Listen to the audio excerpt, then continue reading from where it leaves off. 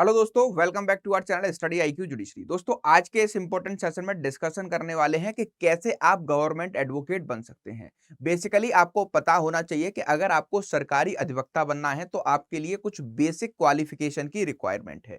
अगर हम बात करते हैं एपीओस की, एपीपी की या फिर एडीपीओस की, इनको अलग अलग नाम से वेरियस स्टेट्स में जाना जाता है, जिनके लिए हर एक स्टेट अपना जो है एक पेपर कंडक्ट कराती है। तो ये सारे अधिवक्ता, चाहे आप एपीओ बनना चाहते हो, एडीपीओ बनना चाहते हो या फिर आप एपीपी बनना चाहते हो, इनके लिए स्टेट अपना पेपर कंडक्ट कराती हैं, जो कि 3 फेजेस में होता है। पहले आपका प्रीलिम्स कंडक्ट कराया जाता है, उसके बाद आपका मेंस कंडक्ट कराया जाता है और उसके बाद आपका इंटरव्यू होता है। और जो भी लोग लॉ को कर रखे हैं, मतलब जिनके पास बीए एलएलबी 12th के बाद 5 इयर्स लॉ की डिग्री है या फिर जिनके पास 3 इयर्स लॉ की डिग्री है ग्रेजुएशन के बाद में, तो वो जो है क्या इस पोस्ट के लिए एलिजिबल होते हैं। और इस एग्जाम के फॉर्म को भरकर प्रीलिम्स को क्वालिफाई करना होगा, मेंस को क्वालिफाई करना होगा, इंटरव्यू को क्वालिफाई करना होगा, तो आप जो है गवर्नमेंट एडवोकेट बन सकते हो। और ये एडवोकेट जो है आपके हर एक स्टेट के द्वारा अपॉइंट किए जाते हैं। दूसरी सबसे इंपॉर्टेंट बात, कुछ स्टेट गवर्नमेंट के एडवोकेट्स या फिर जो है हमारे सेंट्रल गवर्नमेंट के एडवोकेट्स, जो कि गवर्नमेंट एडवोकेट्स कहलाते हैं, वो एक्सपीरियंस के बेसिस पर सेलेक्ट किए जाते हैं। और इनकी जो लिस्ट तैयार की जाती है कि किस कोर्ट में कौन सा अच्छा वकील है और उसने किस तरीके की जो है एक्सपर्टीज को हासिल कर रखा है, वो जो है हमारे सेशन जज और डिस्ट्रिक्ट जज दोनों ही मिलकर बनाते हैं। और इस लिस्ट को बनाने के बाद हर एक डिस्ट्रिक्ट कोर्ट से एक लिस्ट स्टेट गवर्नमेंट को फॉरवर्ड की जाती है, जहां पर स्टेट गवर्नमेंट हर एक डिस्ट्रिक्ट में एक एक्सपीरियंस के बेसिस पर जो भी प्रैक्टिसिंग एडवोकेट्स होते हैं उनमें से कुछ चुनिंदा लोगों को गवर्नमेंट एडवोकेट चुनती है। और ये जो है सिर्फ और सिर्फ उस पीरियड के लिए काम करते हैं जब तक किसी भी पर्टिकुलर टाइम पीरियड के लिए एक गवर्नमेंट स्टेट में रन करती है और उस गवर्नमेंट ने किसी भी अधिवक्ता को एक्सपीरियंस के बेसिस पर एडवोकेट अपॉइंट कर रखा है। तो आज के सेशन में हम डिस्कस करने वाले हैं कि कैसे आप गवर्नमेंट एडवोकेट बन सकते हैं, क्या क्वालिफिकेशंस होती हैं और क्या इनकी सैलरीज होती हैं, और क्या क्या बेसिक नेसेसिटी है जो आपको फुलफिल करनी होती है एपीओ बनने के लिए, एडीपीओ बनने के लिए या फिर जो है एपीपी बनने के लिए। सबसे पहले आपको कंफ्यूज नहीं होना है कि ये तीनों कोई अलग पोस्ट है। एपीओ, ठीक, असिस्टेंट पब्लिक प्रोसिक्यूटर, एडीपीओ या फिर आपका एपीपी, ये तीनों ही जो है क्या है, हमारी सेम पोस्ट है। और गवर्नमेंट एडवोकेट बनने के लिए तीनों ही पोस्ट जो है बहुत ज्यादा इंपॉर्टेंट है। लेकिन इनका वेरियस स्टेट्स में अलग अलग नेम जो है, नामकरण इनका अलग अलग कर दिया गया है। एपीओ यूपी, यूके और बिहार, इसमें आपको देखने को मिलेगा। एडीपीओ एमपी, छत्तीसगढ़ और झारखंड। और अगर एपीपी की बात करें तो आपको देखने को मिलता है कि बाकी अदर स्टेट्स जैसे दिल्ली हुआ, ठीक, हरियाणा हुआ, इन सब में आपको एपीपी की पोस्ट देखने को मिलती है। तो कंफ्यूज नहीं होना है, ये तीनों ही जो है क्या है, हमारे गवर्नमेंट एडवोकेट जो कि एग्जाम को क्वालिफाई करने के बाद बनते हैं। उन सारे लोगों को जो कि हमारे 12th पास हैं प्लस उनके पास लॉ की डिग्री है 5 इयर्स की, या फिर जो भी ग्रेजुएट है और उसके पास 3 ईयर एलएलबी की डिग्री है, लॉ की डिग्री होने के बाद जो भी हमारे एपीओ, एडीपीओ और एपीपी के एग्जाम कंडक्ट कराए जाते हैं स्टेट्स के द्वारा, उसमें ये सारे लोग एलिजिबल होते हैं और इनका कोई भी एक्सपीरियंस यहाँ पर नहीं मांगा जाता है। आपको पेपर क्वालिफाई करना है और अपने पेपर को क्वालिफाई करने के बाद डायरेक्टली जो है क्या है, अपने अधिवक्ता बन जाना है। चलिए शुरू करते हैं आज का सेशन। सबसे पहले मैं आपको बता दूं कि आज स्टडी आईक्यू जुडिशरी का लाइव फाउंडेशन बैच जो कि 12 को स्टार्ट हुआ था, आज उसके एडमिशन लेने की लास्ट डेट है। और इसमें आपको अगर एडमिशन लेना है तो आज रात से पहले इसमें एनरोल करना होगा और आज रात को इसके एडमिशंस क्लोज कर दिए जाएंगे। एडमिशन लेने के लिए ये 12 महीने के बैच में आपको मैक्सिमम डिस्काउंट के लिए एपीयू का मेरा कोड इस्तेमाल करना होगा और 24,999 में इसको आप परचेज कर सकते हैं। परचेज कैसे करना है सेशन के लास्ट में बताएंगे। अगर आपको मुझसे कनेक्ट होना है, कोई भी आपका सवाल है, आप पीसीएसजे की तैयारी कर रहे हैं या फिर एपीओ एडीपीओ की तैयारी कर रहे हैं, तो इसके डेली बेसिस पर एमसीक्यू हम जो है यहाँ पर प्रैक्टिस करते हैं। आपको मैं डेली बेसिस पर पर लीगल और जनरल करंट अफेयर्स भी प्रोवाइड कराता हूं। तो आप मुझसे यहां पर कनेक्ट होकर अपने सारे सुझाव दे सकते हैं, प्लस अपनी प्रिपरेशन को और अच्छे से आगे बढ़ा सकते हैं। दूसरी सबसे इंपॉर्टेंट बात कि अगर आप कोई भी पर्सनल सवाल मुझसे पूछना चाहते हैं तो अपूर शर्मा 252 के इस इंस्टाग्राम पर मुझे फॉलो करके सारी डिटेल्स पूछ सकते हैं। चलिए तो शुरू करते हैं कि किस तरीके से आप गवर्नमेंट लॉयर बन सकते हैं। सबसे पहले मैं आपको बता दूं, और मैंने आपको अभी सेशन में बताया भी, कि दो तरीके से गवर्नमेंट लॉयर्स को सेलेक्ट किया जाता है। पहला होता है कि जो भी अधिवक्ता हमारा किसी भी कोर्ट में प्रैक्टिस कर रहा होता है, उसके एक्सपीरियंस को देखकर और उसकी जो है नॉलेज को देखकर स्टेट गवर्नमेंट के पास पावर होती है कि वो जो है उसको सरकारी वकील अपॉइंट कर दे, और वो उतने ही कार्यकाल के लिए काम करेंगे जितने कार्यकाल के लिए सरकार ने उनको अपॉइंट किया है, या फिर जब तक सरकार किसी भी स्टेट में रहती है। ये जो है हर एक कोर्ट, डिस्ट्रिक्ट कोर्ट में और सेशन कोर्ट्स में अपॉइंट किए जाते हैं, जहां पर आपको देखने को मिलता है कि इनका कोई भी एग्जाम कंडक्ट नहीं कराया जाता। इनके एक्सपीरियंस को देखते हुए ही सरकारी अधिवक्ता इनको डिक्लेयर कर दिया जाता है स्टेट गवर्नमेंट के द्वारा। दूसरा, अगर आप जो है लॉ की डिग्री रखते हैं और फ्रेशर हैं, मतलब ग्रेजुएट, आपकी लॉ की डिग्री आपके पास आई है, तब आपको देखने को मिलता है कि आपके एग्जाम कंडक्ट कराए जाते हैं। वो एग्जाम पास करने के बाद आप एपीओ, एडीपीओ और एपीपी बन सकते हैं। ये आपकी परमानेंट पोस्ट होती है, क्योंकि यहां पर आप किसी भी एक्सपीरियंस के बेसिस पर नहीं जा रहे हैं। एक एग्जाम को क्वालिफाई करने के बाद जो है एडीपीओ, एपीओ और एपीपी बन रहे हैं। तो ये जो भी अधिवक्ता हमारा इस एग्जाम को क्वालिफाई कर लेता है, उसके बाद वो जो है हमारे जब एपीओ बन जाते हैं या फिर एडीपीओ, एपीपी बन जाते हैं, तो ये इनकी जो है परमानेंट पोस्ट होती है, और ये लगभग 60 एज की उम्र तक जो है गवर्नमेंट के लिए और गवर्नमेंट के मैटर्स को हर एक कोर्ट में जो है रिप्रेजेंट करते हैं। तो सबसे पहले एक्सपीरियंस के बेसिस पर बात करें तो हमें देखने को मिलता है कि जितने भी लोग जो कि वेरियस फील्ड्स में एक्सपर्टीज रखते हैं और वेरियस डिस्ट्रिक्ट कोर्ट्स में प्रैक्टिस कर रहे हैं, और जब भी वहां पर किसी भी गवर्नमेंट एडवोकेट को अपॉइंट किया जाना है, तो उसके लिए जो panel of eligibility candidates are prepare for the consultation with the session जज and the district magistrate etcetera, if the name of the candidate is not in the list, the selection committee of the government will not be eligible to select the candidate as a government lawyer at any of the district. ठीक, तो यहां पर जो भी हमारे panel lawyers हैं जो कि अपॉइंट किए जाएंगे गवर्नमेंट एडवोकेट स्टेट गवर्नमेंट के द्वारा, ठीक, तो वो सारे जो है क्या, वो सारे एडवोकेट्स की जो लिस्ट प्रिपेयर की जा रही है वो किसके द्वारा की जा रही है? हर एक सेशन जज और डिस्ट्रिक्ट मजिस्ट्रेट अपने एरिया में जो है क्या है, देखेंगे कि कौन सा एडवोकेट कितना एक्सपीरियंस रखता है और कितनी अच्छी उसको नॉलेज है और कितना प्रैक्टिस वो कर चुका है।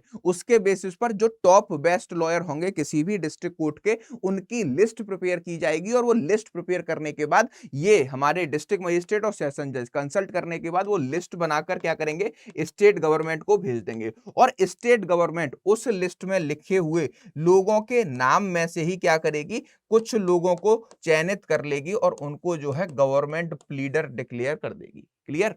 लेकिन ऐसे सारे लोग जिनका उस लिस्ट में नाम मेंशन ही नहीं किया गया है, तो स्टेट गवर्नमेंट के पास भी यह अधिकार नहीं है कि जब हमारे सेशन जज और डिस्ट्रिक्ट मजिस्ट्रेट ने जिसका नाम रिकमेंड नहीं किया है, सरकारी अधिवक्ता स्टेट गवर्नमेंट डिक्लेयर नहीं कर सकती है। अगर बेसिक हम जो है इनके पॉइंटर्स की बात करें कि क्या क्या चीजें जो है देखी जाती हैं, तो आपको उनकी नॉलेज देखनी होती है। उसको जो है एटलीस्ट 7 साल का एज अ एडवोकेट एक्सपीरियंस जो है, प्रैक्टिस करने का एक्सपीरियंस होना चाहिए। लगभग 35 साल की उम्र तक जो है वो हो सकते हैं। तो इन सारे एलिजिबिलिटी को, क्राइटेरिया को जो फुलफिल करता है, उसके बाद सबसे इंपॉर्टेंट बात कि आपका गवर्नमेंट लॉयर बनने के लिए पॉलिटिकल सपोर्ट होना एक तरीके से मैंडेटरी समझा जाता है, क्योंकि ये डायरेक्टली कहां से सेलेक्ट हो रहे हैं, स्टेट गवर्नमेंट से सेलेक्ट हो रहे हैं। तो स्टेट गवर्नमेंट जो है सारे क्राइटेरिया को पहले देखेगी कि कितनी जो है एज है, कितनी प्रैक्टिस है, कितने केसेस लड़े, कितना एक्सपर्टीज है, कितने केसेस जीते, और क्या 7 साल से ज्यादा का एक्सपीरियंस उस अधिवक्ता को कोर्ट में हो चुका है या नहीं। तो जब ये सारी चीजें सबसे पहले कौन देखने वाला है, सेशन जज देखने वाले हैं और डिस्ट्रिक्ट मजिस्ट्रेट देखने वाले हैं। इन सारे जो है बहुत सारे डिस्ट्रिक्ट सेशंस कोर्ट में अधिवक्ता प्रैक्टिस करते हैं, तो उसमें से कुछ चयनित नामों को जो है रिकमेंड किया जाता है स्टेट गवर्नमेंट के लिए, और फिर स्टेट गवर्नमेंट उसमें से जो भी लिस्ट भेजी जाती है उसमें से कुछ लोगों को जो है क्या करती है, सेलेक्ट करके हर एक डिस्ट्रिक्ट में सरकारी अधिवक्ता बना देती है। तो ये तो हो गया हमारा एक्सपीरियंस के बेसिस पर जो स्टेट गवर्नमेंट क्या करती है, हमारे लॉयरों को डायरेक्ट जो है उठाकर अधिवक्ता बना देती है। लेकिन सबसे इंपॉर्टेंट बात आपको ये समझनी होगी कि ये जो भी डिस्ट्रिक्ट में एडवोकेट्स अपॉइंट होंगे, इनकी ये परमानेंट जो है पोस्ट नहीं रहने वाली है। ये जितने पीरियड के लिए अपॉइंट किए गए हैं या फिर जितने पीरियड स्टेट गवर्नमेंट जो है रन करती है, उतने टाइम के लिए ये होता है। ऐसे अगर दूसरी गवर्नमेंट आ जाएगी तो वो जो है दोबारा से उन लिस्ट को मंगवाएगी और अपने जो है जानने वालों को क्या करेगी, अपने जो है दूसरे लोगों को मौका देगी और उनको पीपी और एपीपी डिक्लेयर किया जाएगा। क्लियर? ये होता है हमारा एक्सपीरियंस के बेसिस पर डायरेक्ट जो है प्रैक्टिस करने वाले एडवोकेट्स को क्या बना दिया जाता है, हमारा पूरी तरीके से डिक्लेयर कर दिया जाता है कि ये इतने कार्यकाल के लिए अब जो है गवर्नमेंट का रिप्रेजेंटेशन करेंगे और ये अब जो है सरकारी वकील रहने वाले हैं। दूसरा पैटर्न उन सारे लोगों के लिए जो है क्या है, बहुत ज्यादा इंपॉर्टेंट है, जो कि लॉ की डिग्री होल्ड करते हैं। इनका कोई भी पॉलिटिकल कनेक्शन कहीं पर नहीं है, ना ही ये जो है कोई एक्सपीरियंस रखते हैं एज अ एडवोकेट प्रैक्टिस करने का। तो उन लोगों के लिए स्टेट गवर्नमेंट जो है एक एग्जाम कंडक्ट कराती है और ये एग्जाम जो है हर एक स्टेट में कंडक्ट कराया जाता है। इसको हर एक स्टेट में अलग अलग नाम से बोला जाता है। एपीओ, एपीपी, एडीपीओ, ये सारे जो है क्या है, इनके अलग अलग नेम हैं। लेकिन आप इस एग्जाम को क्वालिफाई करने के बाद भी क्या बनते हो, सरकारी वकील बनते हो। और इस एग्जाम को जो भी लोग क्वालिफाई करते हैं वो जो है परमानेंट पोस्ट पर गवर्नमेंट एडवोकेट बनते हैं और वो 60 साल तक जैसे कोई भी सरकारी आदमी काम करता है उसी तरीके से काम करते हैं। तो आपको हर एक स्टेट में इसके फॉर्म अलग अलग देखने को मिलते हैं, अलग अलग एलिजिबिलिटी क्राइटेरियाज होते हैं। बेसिक क्राइटेरिया है कि आप लॉ ग्रेजुएट होने चाहिए और आप 3 स्टेजेस में होने वाले पेपर को पास कर लें। पहला होता है प्रीलिम्स, ठीक, दूसरा होता है मेंस, तीसरा होता है इंटरव्यू। और सबसे इंपॉर्टेंट बात कि जो प्रीलिम्स एग्जाम होता है वो आपका एमसीक्यू बेस्ड जो है एग्जाम कंडक्ट कराया जाता है, जहां पर आपको एक क्वेश्चन पूछा जाएगा, उसके जो है 4 ऑप्शन दे दिए जाएंगे और इन चारों ऑप्शन को जो है आपको क्या करना होगा, इन चारों ऑप्शन को आपको सही जवाब देना होगा। इसमें से जो सही आंसर होगा वो आप टिक करोगे। तो यहां पर देखने को मिलता है कि यहां पर जो है प्रीलिम्स एग्जाम्स को क्वालिफाई जितने भी लोग करते हैं उनका जो है मेंस एग्जाम कंडक्ट कराया जाता है। और ये मेंस एग्जाम जो है आपको देखने को मिलेगा कि ये डिस्क्रिप्टिव नेचर का होता है, जहां पर आपको एक क्वेश्चन दिया जाता है और आपको उसका आंसर ड्राफ्ट करना होता है। और इस तरीके से आपको ये क्वेश्चंस, जो भी लोग मेंस को क्वालिफाई करते हैं इन क्वेश्चंस को लिखने के बाद, उनका इंटरव्यू जो है कंडक्ट कराया जाता है। और उसके बाद जो पर्सनैलिटी टेस्ट इंटरव्यू लोग क्वालिफाई कर लेते हैं, उनको जो है क्या किया जाता है, उनको मेरिट जो कि हमारे मेंस और इंटरव्यू दोनों के मार्क्स को कंप्लीट करके बनाई जाती है। तो दोनों के मार्क्स को जो है कंपाइल करके बनाई जाती है और जो कट ऑफ रखी जाती है उसको क्रॉस कर लेते हैं।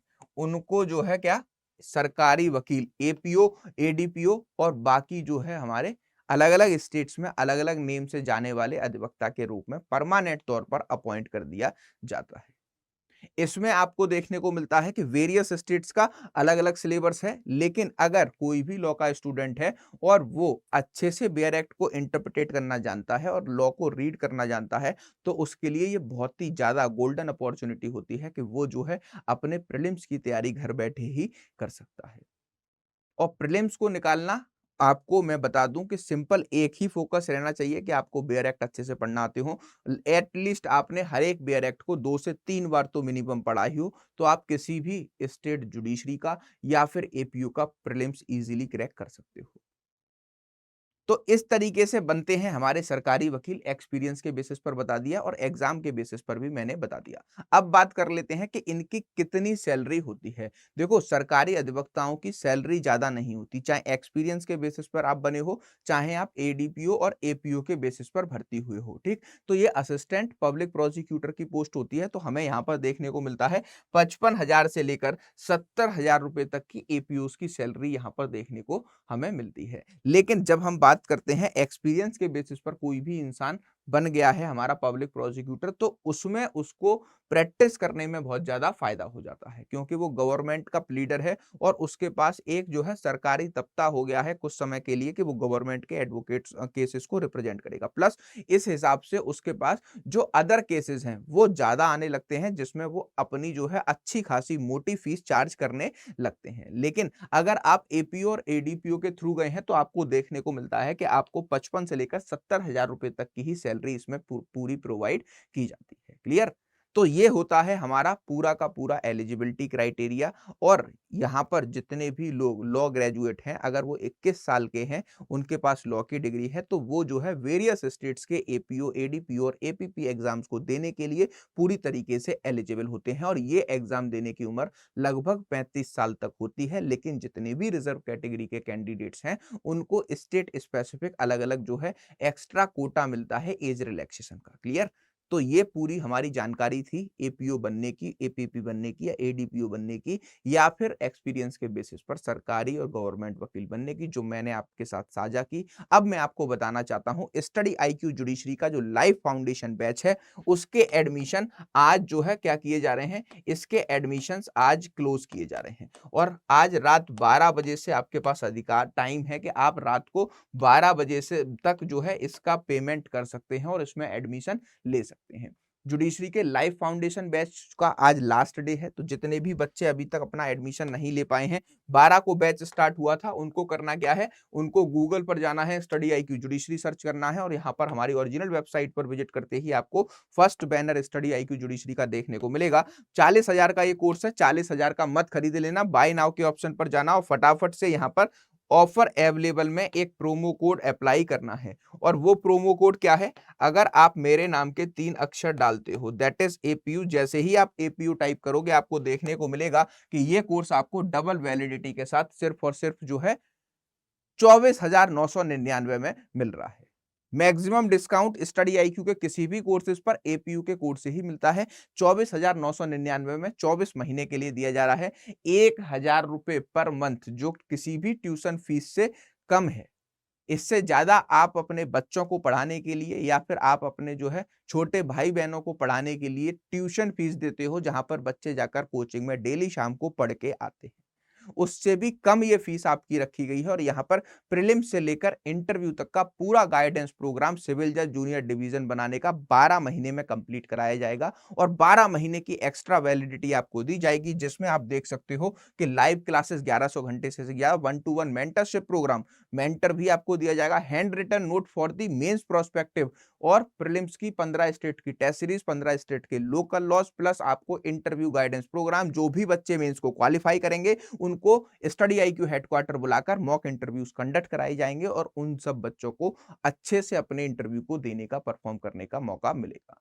तो स्टडी आईक्यू के किसी भी कोर्स में एडमिशन लेने के लिए आपको कोड यूज करना है एपीयू और आपको सबसे ज्यादा डिस्काउंट मेरे कोड से मिलता है। दूसरी सबसे इंपॉर्टेंट बात यह है कि आज शाम को लाइफ फाउंडेशन बैच के सारे एडमिशंस क्लोज करने होने वाले हैं। तो आज शाम से पहले आप स्टडी आईक्यू जुडिशरी के लाइफ फाउंडेशन बैच में एडमिशन ले सकते हैं। और ऐसे ही इंटरेस्टिंग वीडियोस लेकर मैं आपके लिए हमेशा हाजिर रहता हूं। मिलते हैं नेक्स्ट वीडियो में।